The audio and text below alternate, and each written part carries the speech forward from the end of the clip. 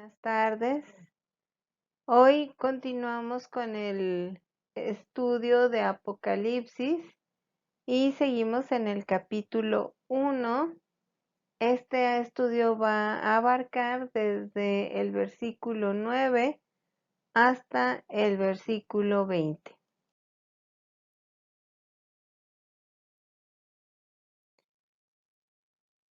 Apocalipsis 1:9. Yo, Juan, que también soy vuestro hermano y compañero en la tribulación y en el reino y en la paciencia de Jesucristo, estaba en la isla que es llamada Patmos, por la palabra de Dios y por el testimonio de Jesucristo.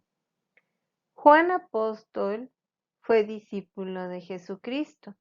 Ya lo hemos visto en otros estudios, en este mismo estudio, en otros capítulos, en otros versículos, perdón, y ahora lo vemos, por ejemplo, en Mateo 4, 21, 22, donde nos dice, y pasando de allí, vio a otros dos hermanos, Jacobo, hijo de Zebedeo, y Juan su hermano, en la barca con Zebedeo su padre, que remendaban sus redes, y los llamó, y ellos, dejando luego la barca y a su padre, le siguieron.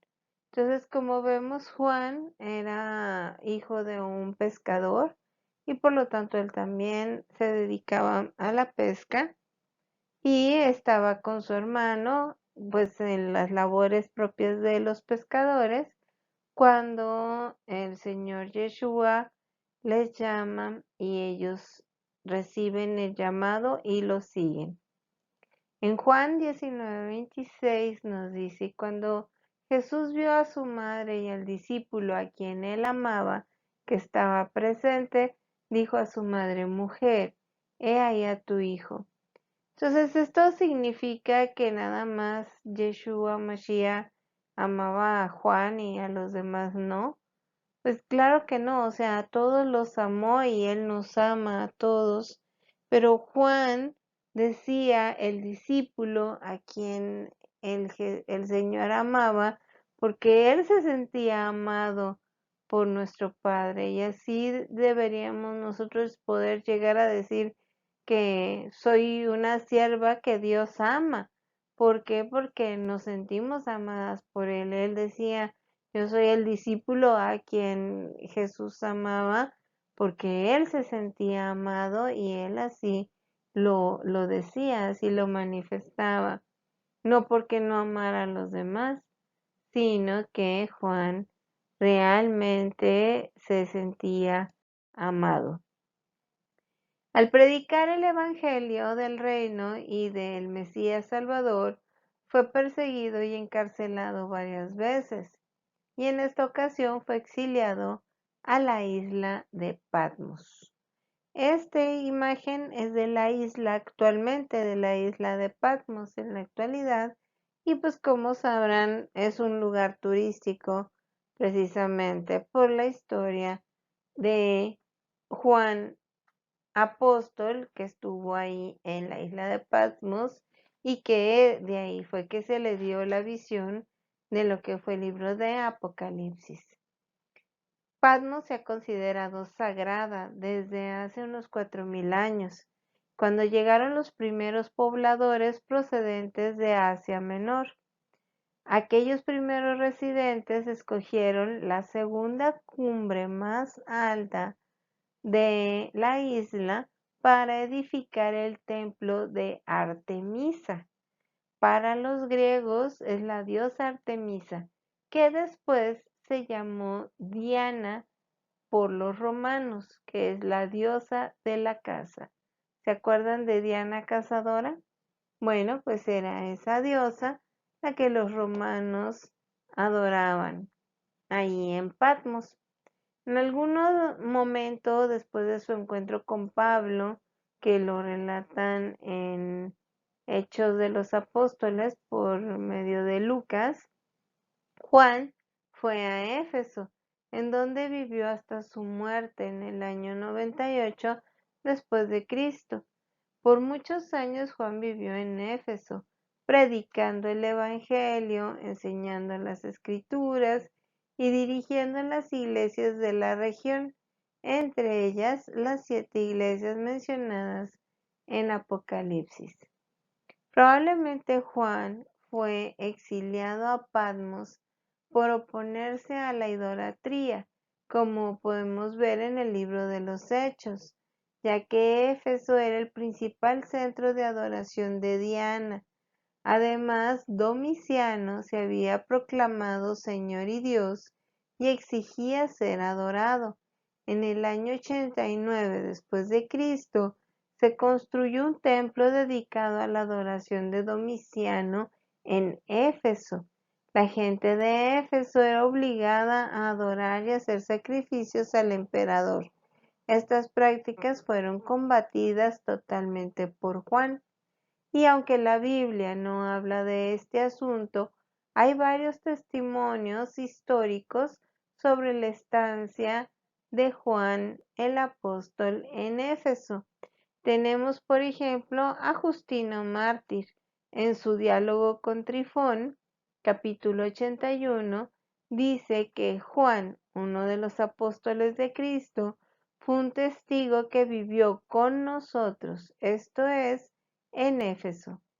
Irineo, en su obra Contra las herejías, volumen 3, 1:1, dice que en repetidas ocasiones Juan residió en Asia y específicamente que escribió su evangelio en Éfeso, donde vivió hasta el reinado de Trajano, que fue del 98 al 117 después de Cristo.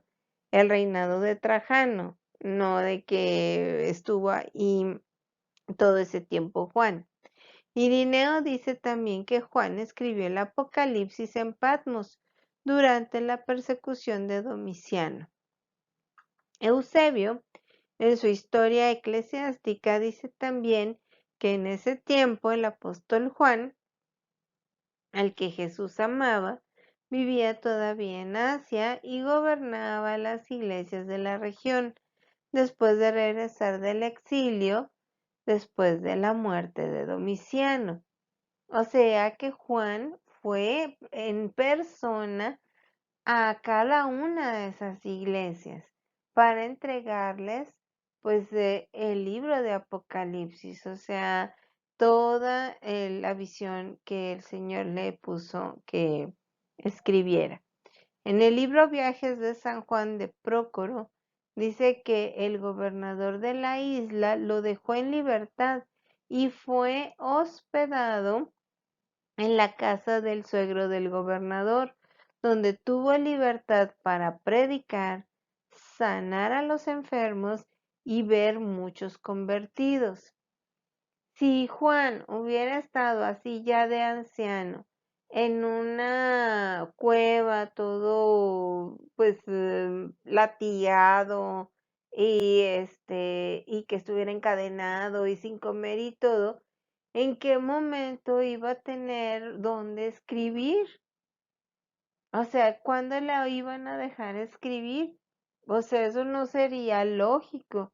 Es más lógico lo que nos están escribiendo estas personas en sus libros, en sus, digamos, pues libros históricos, ¿verdad? ¿Qué es lo que había pasado con Juan? Ahora, Juan el apóstol fue el único de los 12 apóstoles que murió de muerte natural.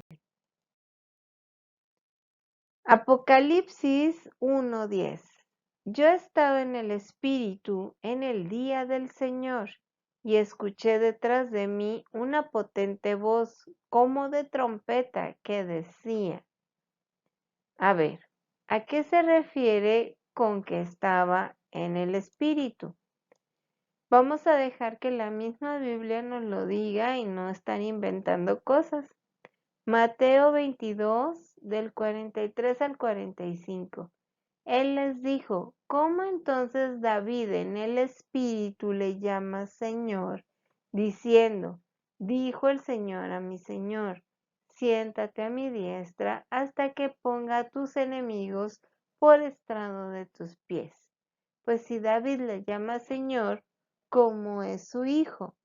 Aquí el que está hablando en Mateo, en este capítulo y versículos de Mateo, es el Señor Yeshua Mashiach Jesucristo.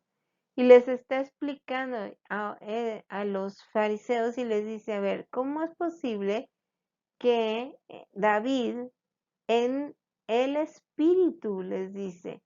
El Espíritu, ¿por qué? Esto lo escribió en un salmo David, pero le llama el Señor en el Espíritu porque estas palabras fueron inspiradas por el Espíritu de Dios, por el Espíritu Santo, para que las escribiera David como profeta, hablando de lo que iba a suceder. Pero él le dice el Señor a mi Señor, o sea, a mi Salvador. Y por eso es lo que dice el Señor Jesucristo, dice Yeshua Mashiach. Pues si es el hijo de David, si es su hijo o tataranieto o tataranieto, ¿por qué le llama Señor si proviene de él? Entonces, aquí les está explicando que David lo dijo en el Espíritu, o sea, estaba en comunión con el Espíritu Santo y el Espíritu Santo lo inspiró esas palabras para que las escribiera en el Salmo. Vamos a ver ahora el versículo de Lucas 2, 25-27. Dice, He aquí, había en Jerusalén un hombre llamado Simeón, y este hombre, justo y piadoso, esperaba la consolación de Israel. O sea, estaba esperando al Mesías. Y el Espíritu Santo estaba sobre él y le había sido revelado por el Espíritu Santo que no vería la muerte antes que viese al Cristo del Señor, o sea, al Mesías del Señor, al ungido. Y vino por el Espíritu al templo, y cuando los padres metieron al niño Jesús en el templo para hacer por él conforme a la costumbre de la ley. Ok, entonces dice, el Espíritu Santo estaba con Simeón, porque era un hombre justo y piadoso. Aquí estamos viendo varias cosas respecto al Espíritu Santo. El Espíritu Santo no está sobre una persona que no es justa y piadosa. No es de que porque alguien le imponga las manos a otra persona ya tiene el Espíritu Santo y que le dicen, recíbelo, recíbelo, recíbelo. O sea, no así lo va a recibir, sino porque el Señor sí lo ponga en esa persona, porque esa persona está siguiendo sus mandamientos. Eso quiere decir justo, que seguía la justicia del Señor, o sea, los mandamientos. Esperaba la consolación de Israel, es que esperaba al Mesías.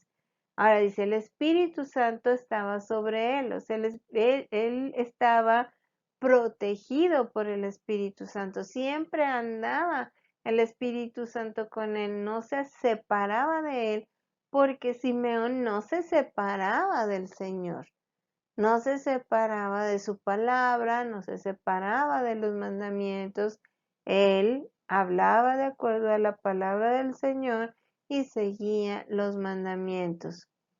Y dice, y le había sido revelado por el Espíritu Santo que no vería la muerte antes de que viese al Cristo del Señor. O sea, que él no iba a morir porque antes de que viera al Mesías, al ungido. Dice, y vino por el Espíritu al templo. O sea, no quiere decir que su espíritu fue el único que se fue volando o flotando hacia el templo. O sea, Simeón fue caminando al templo, pero fue que una inspiración, el Espíritu Santo, él sintió que tenía que ir al templo, ¿sí? Entonces eso es el por el Espíritu o en el Espíritu, que tus acciones, que tus palabras, que todo está inspirado por el Espíritu Santo del Señor. Y bueno, cuando los padres metieron al niño Jesús para hacer por él conforme a la costumbre de la ley, es que lo iban a circuncidar porque era el 8º día. Por eso fueron al templo a llevar al niño Jesús al templo. Por eso lo llevaron ahí, porque lo iban a circuncidar, porque era el 8º día de su nacimiento.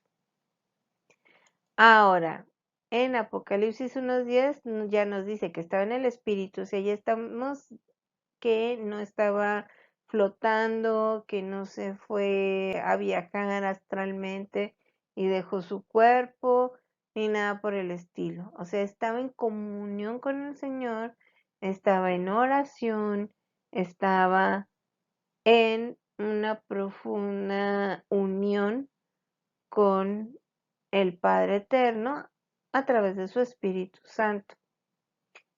Y era en el día del Señor. ¿Cuál es el día del Señor? Muy bien, el día del Señor nos lo dice el mismo Señor Jesucristo, porque Señor es del sábado el Hijo del Hombre. Y así viene en la Reina Valera 1909. Entonces, aquí mismo nuestro Señor Jesucristo, Yeshua Mashiach, nos está diciendo que el día del Señor, el día de Jesucristo, es el sábado, porque dice que Él es Señor incluso del sábado.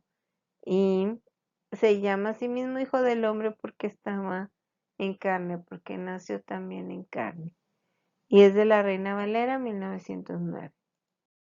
Bueno, ahora vamos a ver el siguiente versículo de Apocalipsis que dice Apocalipsis 1:11, que decía: yo soy el alfa y la omega, el primero y el último. Escribe en un libro lo que ves y envíalo a las 7 iglesias que están en Asia, a Éfeso y a Esmirna y a Pérgamo y a Tiatira y a Sardis y a Filadelfia y Laodicea. Ya se explicó en versículos anteriores de Apocalipsis del capítulo 1, ya se explicó qué es el alfa y la omega, que es el principio y el fin. Entonces eso ya lo vimos y ahora vamos a ver lo que son las 7 iglesias. Vamos a ver dónde se encontraban. Esto es Grecia. Este es el mar Egeo. Y esto que dice Anatolia actualmente es Turquía. Estas son las iglesias.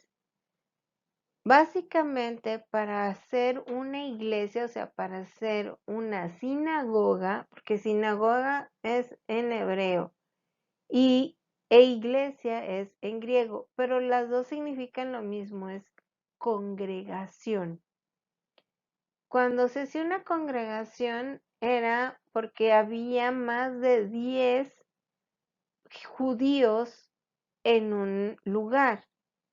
Cuando era una sinagoga judía, necesitaban ser más de 10 en la ciudad para empezar para construir o para hacer una congregación. Siguiendo ese mismo patrón de conducta que llevaba Juan, porque él era judío, aunque fuera ya seguidor del Señor Jesucristo, porque el Señor Jesucristo era judío, básicamente fue que se abrieron 7 iglesias, o sea, 7 congregaciones.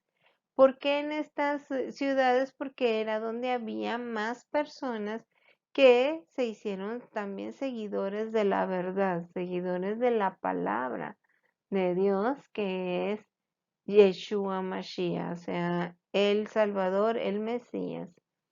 Y esto fue en Éfeso, en Esmirna, en Pérgamo, en Tiatira, en Sardis, en Filadelfia y Laodicea. Y si ven, lleva un mismo orden, que era este orden lo llevaba el correo también de ese tiempo de Asia Menor. Así entregaba el correo en ese orden. Y en ese orden se cree también que fue que Juan estuvo visitando a las iglesias después de que estuvo en Patmos. Entonces, las congregaciones de Asia Menor estaban en lo que ahora es o ahora se llama Turquía. Apocalipsis 1:12. Y me volví para ver la voz que hablaba conmigo, y vuelto vi 7 candeleros de oro. Esta es una imagen del artista y claro, su imaginación, pero bueno, nos ayuda también a darnos una idea. Apocalipsis 1:13. Y en medio de los 7 candeleros a uno semejante al Hijo del Hombre, vestido con una ropa que le llegaba hasta los pies, y ceñido en el pecho con un cinto de oro. Apocalipsis 1:14. Su cabeza y sus cabellos eran blancos como la lana, tan blancos como la nieve, y sus ojos como llama de fuego. Apocalipsis 1:15. Y sus pies semejantes al latón fino, ardientes como en un horno, y su voz como el ruido de muchas aguas. Apocalipsis 1:16. Y tenía en su diestra 7 estrellas, y de su boca salía una espada aguda de 2 filos, y su rostro era como el del sol cuando resplandece en su fuerza. Apocalipsis 1:17. Y cuando le vi caí como muerto a sus pies, y él puso su diestra sobre mí, diciéndome: No temas, yo soy el primero y el último.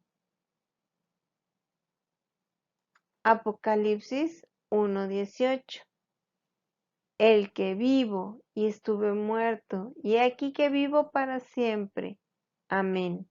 Y tengo las llaves de la muerte y del infierno, o sea, del Seol o Sheol.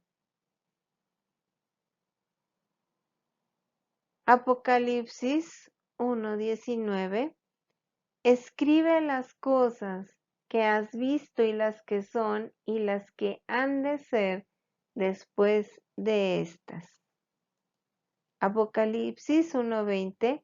El misterio de las 7 estrellas que viste en mi diestra y de los 7 candeleros de oro son las 7 estrellas, son los ángeles de las 7 iglesias, y los 7 candeleros que viste son las 7 iglesias. O sea, se está refiriendo a que cada candelero era una congregación de Éfeso, de Esmirna, de Pérgamo, de la Odisea, Filadelfia. Cada uno de estos equivalía a una de esas congregaciones. Y las 7 estrellas nos dice que son los ángeles de las 7 estrellas, de las 7 iglesias. Ángel en griego es ángelos y significa mensajero. Entonces había como una persona encargada de cada congregación que daba el mensaje del evangelio a las personas, o sea, a los que iban a esas congregaciones. A eso se refiere. O sea, tu hermana puede ser un ángel del Señor en el sentido que eres un mensajero de la palabra de Dios cuando le compartes la palabra a otra persona. Efesios 6:17 nos va a decir a qué se refiere la espada de 2 filos.